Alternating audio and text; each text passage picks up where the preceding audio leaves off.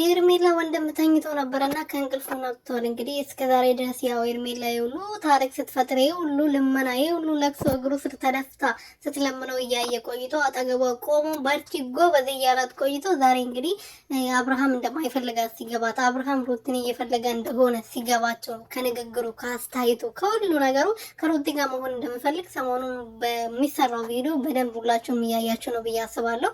ኤርሜላ ተስፋ እንድትቆርጥ እንግዲህ ከሱ ህይወት ውጪ የራስሽን ህይወት ኖሪ፣ ራስሽን አስከብሪ፣ እኛንም አስከብሪ። ክብራቸውም ዛሬ ነው ትዝ ያላቸው። እንግዲህ እስከዛሬ ሲረገጡ እስከዛሬ እንደዛ ስትባል እንደዛ ክፍ ዝቅ ሲያደርጋት ግን እሷ እግሩ ስር እየተደፋች ስለምነው ዝም ብሎ እያየ ዛሬ ክብሩ ትዝ አለው።